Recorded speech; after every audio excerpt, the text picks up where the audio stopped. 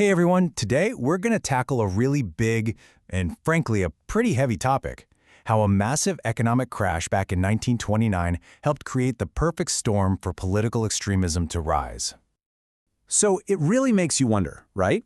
Can something like a stock market crash, an event that's all about finance and numbers, actually lead to a global conflict?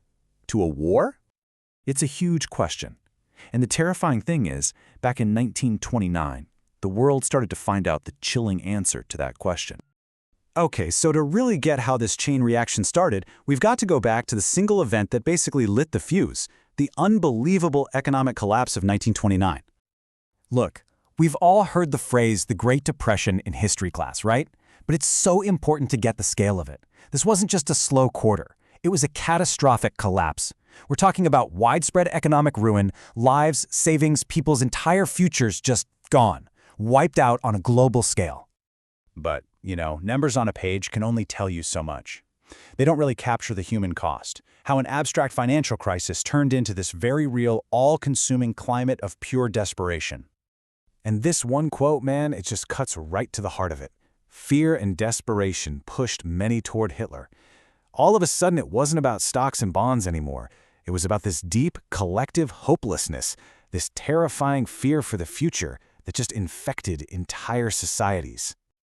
So, what happens when an entire population feels that abandoned and scared? Well, their faith in the system just shatters. And that crisis creates a kind of political void, and that is the perfect opening for extremists to step right in. Picture this. On one side, you had the established mainstream parties, and they were offering these complex, slow-moving solutions that gave no immediate relief to people who were literally starving. But on the other side, you had extremists showing up with simple answers and, most importantly, a target to blame. If you're desperate, which message do you think is going to be more powerful?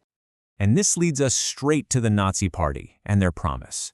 They understood the psychology of the moment with terrifying clarity, and they crafted a simple message that was perfectly tailored for these desperate times.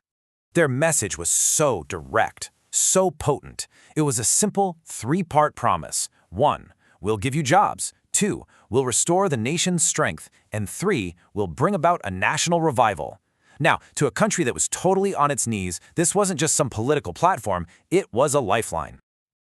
Okay, let's pull all these threads together, because this isn't just a history lesson. It's a powerful, enduring look at the undeniable and often very dangerous link between the health of an economy and the direction of its politics.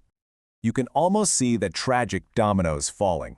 It starts with the economic collapse, which creates fear. That fear just erodes any trust in the established systems. And into that vacuum step the extremists, whose simple, powerful promises, they suddenly become incredibly appealing. And all of that leaves us with one last, really sobering thought. This isn't just about the past. It's a fundamental question about people. When we are truly desperate, what promises will we believe? That's the critical lesson from all of this, and it's a question that remains just as relevant today as it was back then.